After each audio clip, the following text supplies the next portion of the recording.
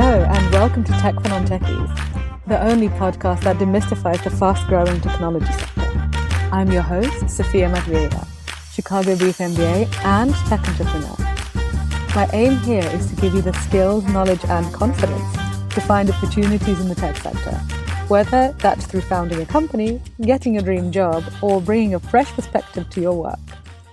Hello, smart people. How are you today? Now that it's back to school season, things are really exciting for geeks like me and you. In October, I'll be teaching at London Business School and at Oxford University, which is going to be super fun. I love working with smart people and helping them open doors that they assumed were closed to them. And you know, that's the thing about the tech sector. So many really clever people just assume that they can't be part of the tech boom because they're not programmers and because they didn't make an app when they were 8. You don't need to be a Soylent drinking developer to break into tech. You can be a champagne-swigging political science major with a love of ancient Greek theatre like yours truly and succeed in tech and really enjoy it.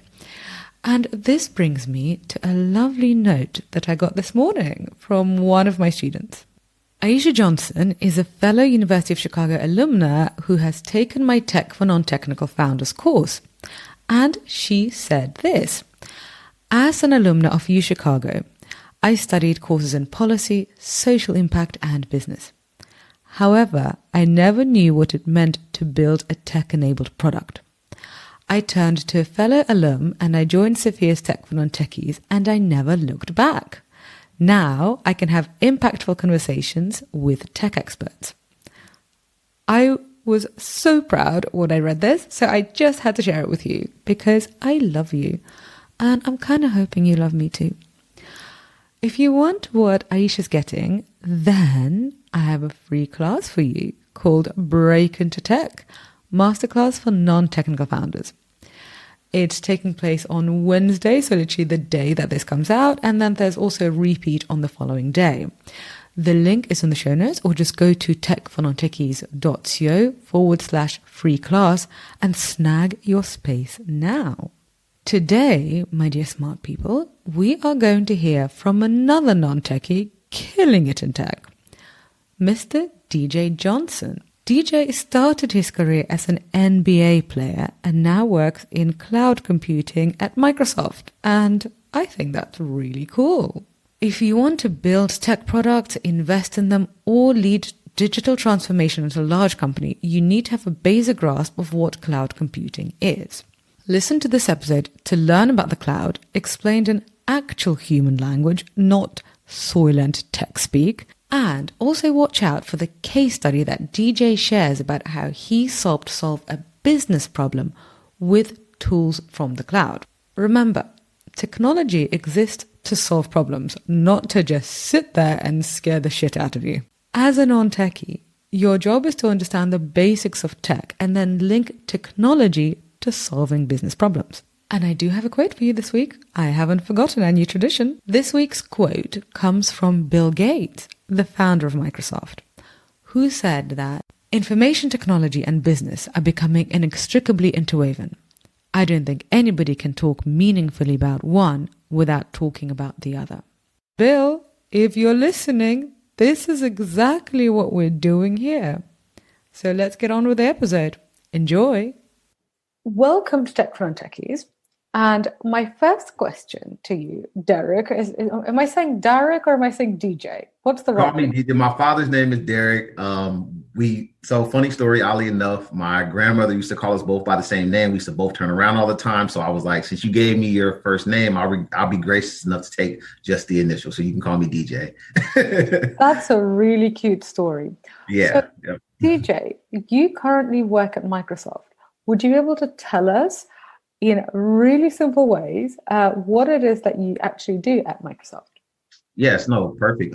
So I work on the business development team for Azure, specifically on the data and AI side of the business. So you take an account like Netflix. So we all have Netflix, most of us do. And you know, when new episodes are coming out or new TV shows coming out and they recommend, hey, so if this new episode of, I don't know, UK London just came out. We think it might be a good recommendation for you. Or maybe it's a show that you haven't watched in a while, and they kind of remind you like, hey, they ping you, they send you an email reminder, say like, hey, you're kind of behind on this show, you might want to catch up on it. Or, hey, we recommend a movie that just came out for you. So anything on the data and AI side of the business for an account, I pretty much help leverage our Microsoft solutions for that customer to help enhance customer experiences. Okay, so what does that actually mean in practice? Because so why would a business need to work with Microsoft? Actually, why don't we even just step a bit further back? Because I think most people, when they think of Microsoft, apart from thinking about Bill Gates, we think about the products that we use, which is basically Microsoft Word, Microsoft Excel. But what is this thing Azure? So taking it a step back a little bit. So 2010, AWS came on the scene with their cloud solution, right? So it was brand new. No one really knew what it was, but somehow, some way, they were able to get in front of enterprise companies. When I say enterprise companies, I'm talking like big Fortune 500 companies and above. And they were like, hey, we want to have our employees be more mobile. We want our data to be more flexible. When I say more flexible, we're thinking about, hey, when I'm on a plane, I want to still be able to work and get into all of my work emails and the reports that I have to do. I want to still be able to be mobile and flexible on the go. That's what our world was kind of going to in 2010. Fast forward to today, Microsoft came on the scene too with their Azure cloud offering for enterprise businesses as well. One thing that Microsoft did differently from AWS was they really, really honed in on the security aspect. So if you follow tech and you're into technology, you know that back in, I believe, I want to say 2013, might have been 2015, Target got hacked. I believe Equifax got hacked. So there were some really big companies that had made this tremendous shift to the cloud, and they got their data information compromised. So that's kind of where Microsoft came on the scene. They said, hey, we can do the same exact things, but our cloud is a lot more secure. And they partnered up with cybersecurity companies to create Microsoft Azure. Interesting. So just to backtrack a little bit, for people who might not necessarily know about what cloud computing is, because I certainly didn't when I began transitioning into tech, because, nobody's born knowing this stuff. So essentially, we often talk about the front end, which is the front end. Basically, that is the bit of the app that you can touch and you can feel and you can interact with. Basically, if you can see it or you can speak to it, that's the front end. And all of that has to be powered by the engine, which is on the back end. So, for example, like in the Netflix example, in order for you to watch a movie, you have to press a button. So the button is going to be on the front end. But the movie is not actually stored on your phone. The movie is going to be stored somewhere else. And that's the back end. And this is literally a 90-second explanation. So it's really, really short. And previously, companies would have to store all of that information. So literally, like Netflix, all of its movie library would have to be stored in a server, which is another word for a backend, which they would literally keep in their office. So you would literally just have these very big, noisy boxes that consume a lot of energy and also that people can steal. So they're expensive and they basically take up all of your electricity, and people can also steal them, which is not a good thing. And the cloud computing revolution was basically Amazon saying, well, we've got these servers and actually other companies can rent space on our servers. And Amazon, they were the first place to do this. And this was hugely revolutionary because essentially cloud computing meant that, for my first startup, I was renting space from Amazon, and it meant that I didn't have to have one of these clunky boxes in my apartment, and essentially I could rent space from Amazon. And then Microsoft came in with a different solution. Is that a slight kind of, how does that explanation sit with you since you work at Microsoft? Yeah, that's pretty much the gist of it. I think if you follow there's like Gartner, they compare all of like the cloud computing analytics and things like that. The biggest difference between AWS and Microsoft is literally the security piece. We have them beat by really pretty much a slim margin. Obviously, they got some smart people over there, so I'm pretty sure they'll catch up. But the biggest differentiator is just the security piece. They were like, hey, we see a hole in the market. We know that people don't want to give away that control. Like you said, they don't want to take all the information off of that box they have in their data center. They don't want to put it in the cloud. So, hey, let's come and give them an option to say, hey, you can move this over with the exact same security, if not sometimes better. And there's an option for you if you don't feel comfortable enough to put your stuff in the cloud. We have a valuable option for you. That's kind of where Azure kind of came to position and played their part. So now that you're working in a sales role, and you're essentially, as far as I understand, you're selling cloud computing services to large clients, and I'm assuming a lot of your role is telling those potential clients about why Azure is better than Amazon. Is that the correct assumption to make? Or is it?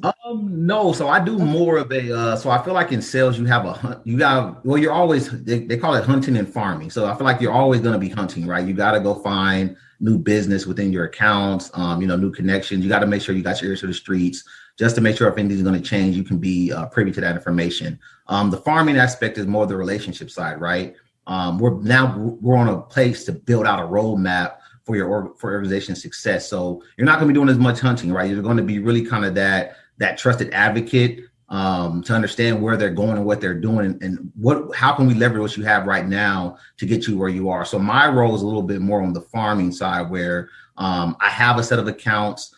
They're already heavily invested into Azure. My job is to get them to invest a little bit more into Azure. So we're not so much competing with AWS. We're competing to not lose them to AWS, but we have another team that's a little bit more like frontline competition. Mm-hmm. They're kind of going head to head with AWS every single day. I love this hunting and farming. I'm going to use that.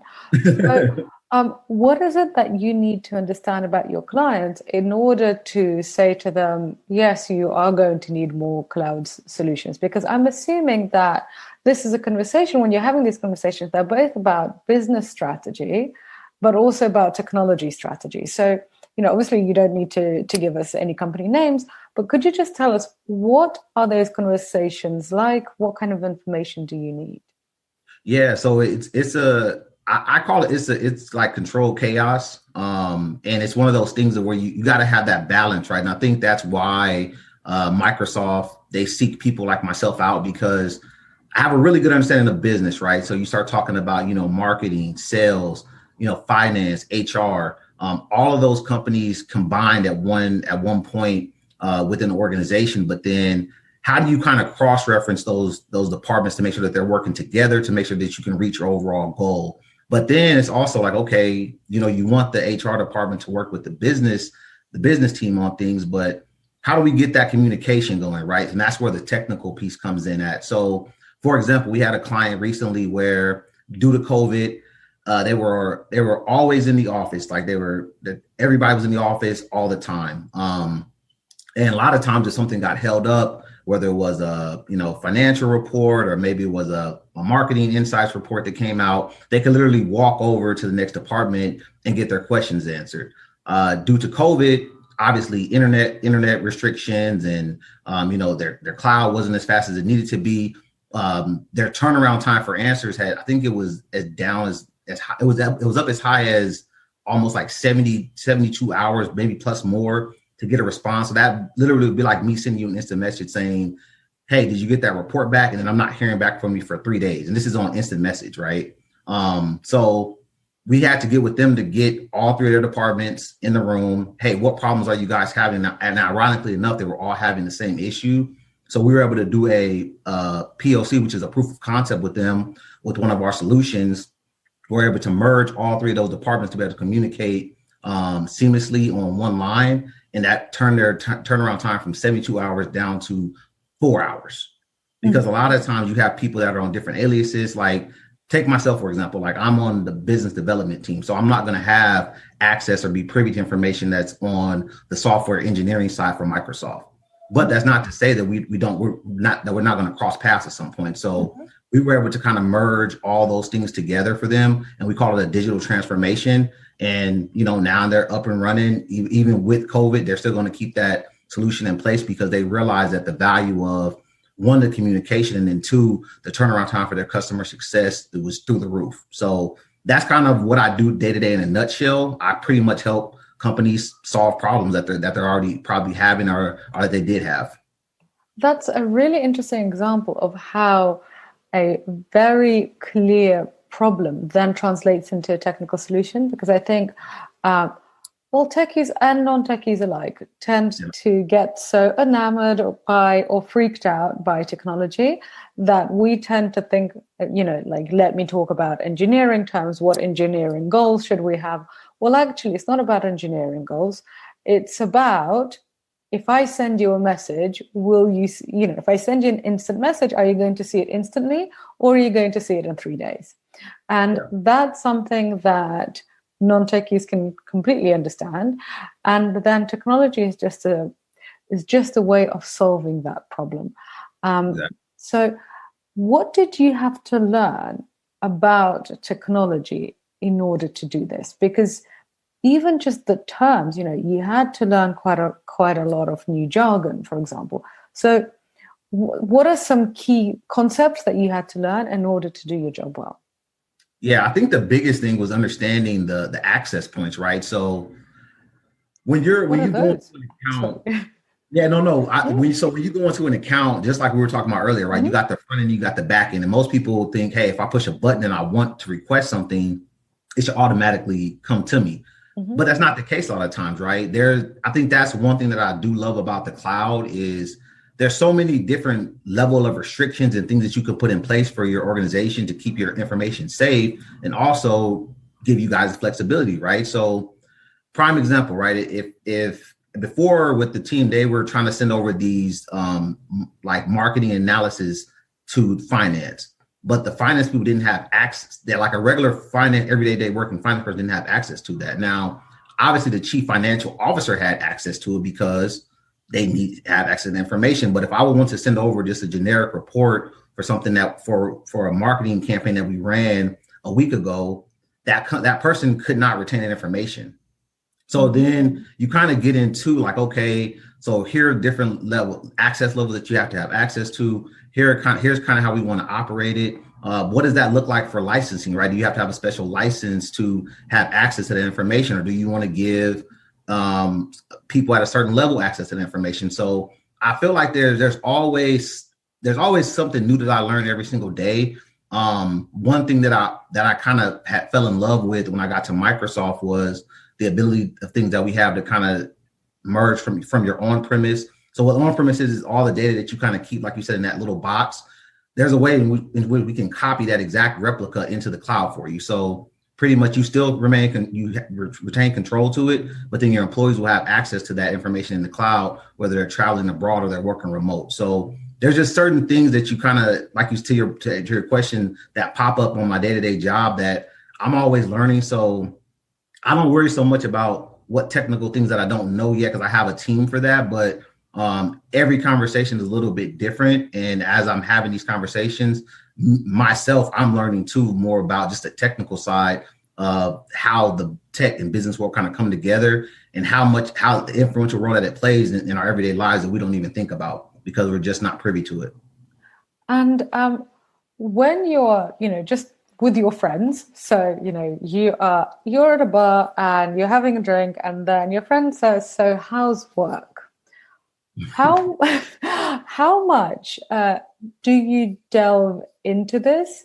Because I'm so passionately interested in this stuff. I sometimes wonder, are people outside of the industry as interested in what we're talking about? Like, what is your impression? Or do your friends just kind of switch off and just say, look, tell me if you're fired, otherwise, just no. It's funny. So I have a group of friends. I've been friends with them since I was 9 years old. I think we all grew up playing sports, so we're all sports guys through and through. But so being in business, I'm really good at reading body language, verbal cues, things like that. So I've gotten to the point to where I think before I used to always talk about technology stuff, but then I kind of realized their eyes are glazing over, or they're just kind of sitting there nodding. And I'm like, okay, they don't understand anything that I'm talking about. So unless they really want to like sit down and understand what I'm doing, and I can walk them through it, most of the time, like work doesn't really come up unless I'm like telling them like, hey, I got a big deal online I'm trying to close on. But as far as the details, we don't ever get into that. Now, I do have friends that work in Silicon Valley with me. Those questions, they do get pretty deep. I just had a friend text me this morning about some things that he was doing at his job, and we were kind of texting back and forth, and it literally looked like a coding thread. Like if you were to look at it, if you weren't in tech, you'd be like, what the heck are these guys talking about? So I think one thing that I learned over my career is you got to be open to, building up your network and being open to new people coming in to help you, because sometimes you don't have all the resources that you need in-house. So there's nothing wrong with going outside and making sure that you have the right resources around you to be successful. I'm all about having the right resources around you to be successful. Getting the right knowledge and a relevant network is one of the best investments that you can make in your career. And that's exactly what today's free masterclass is going to help you with. It's literally called Break into Tech, Masterclass for Non-Technical Founders. You will learn key concepts about how apps and sites get made, and you'll also learn about how to avoid expensive mistakes that non-techies tend to make. This class is happening literally the day that this comes out and also on the following day. So hurry up and go to techfornontecchies.co/free class to register ASAP. The link is also in the show note. Earlier on, you heard me read out a note from my student Aisha about her experience at Tech for Non-Techies. She joined the Tech for Non-Technical Founders course and then stayed on to be part of our membership. And today I have an announcement to make. Prices for our membership are going to double from this time next week. If you've been wanting to join Tech for Non-Techies, but you've been sitting on the fence, then, my darling smart person, it is time to get off that fence. I've hired new smart people to grow Tech for Non-Techies, so in order to reflect our offering changing, the prices have to change too. So if you want to join smart people like Aisha and save yourself some cash, then sign up for Tech for Non-Techies membership literally this week.